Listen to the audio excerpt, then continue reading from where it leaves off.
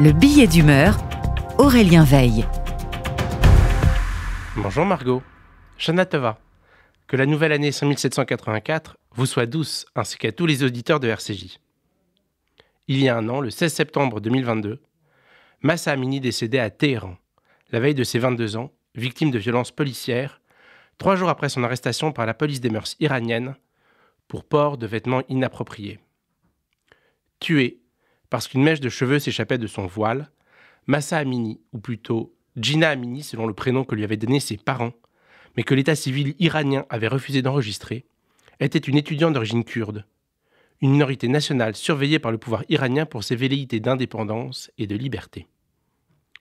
L'Iran est un pays immense, grand comme 3 fois la France, et un état pluriethnique de 87 millions d'habitants où vivent ensemble persans, azéris, kurdes, lors, baloutches, turkmènes, chaldéens, ainsi qu'au moins 25 000 juifs, présents là-bas depuis la destruction du premier temple et l'exil à Babylone au 7e siècle avant l'ère commune, dernier témoin, avec ceux du Maroc, de la présence juive millénaire en terre d'islam depuis les expulsions massives qui ont suivi la création de l'État d'Israël en 1948.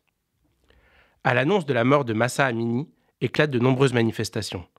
Dans les mois qui suivent, se multiplient les actions individuelles et collectives de protestation contre le carcan qui pèse sur l'Iran depuis l'avènement de la République islamique en 1979.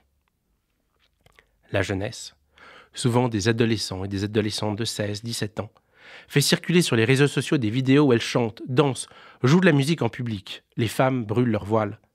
Un slogan, lancé lors de l'enterrement de Mahsa Amini dans sa ville natale de Saqqez, incarne le défi féministe lancé au pouvoir des mollahs par la jeunesse d'Iran.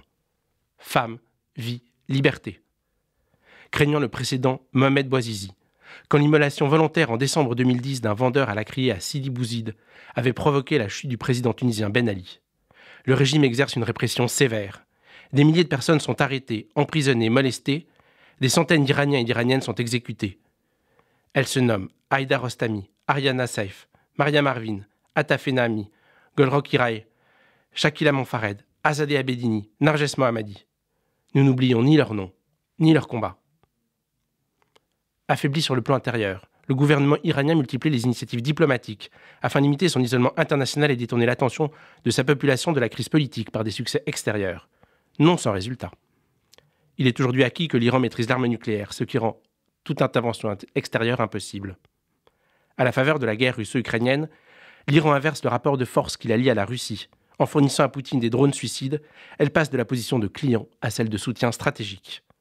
Par une déclaration du 16 février 2023, la Chine et l'Iran annoncent la création d'un partenariat stratégique global dans les domaines militaires, économiques, éducatifs, industriels, agricoles. Enfin, en signant le 10 mars 2023 avec l'Arabie Saoudite, le grand rival sunnite, un accord diplomatique via une médiation chinoise, l'Iran dessert le nœud des sanctions internationales et consacre le rôle croissant de la Chine sur la scène moyen-orientale. En France, certains ont tenté de détourner le combat des Iraniennes à l'occasion des polémiques récentes sur le port du hijab dans les compétitions sportives ou de l'abaya à l'école, prétendant faussement que la liberté consiste à laisser les femmes s'habiller comme elles l'entendent.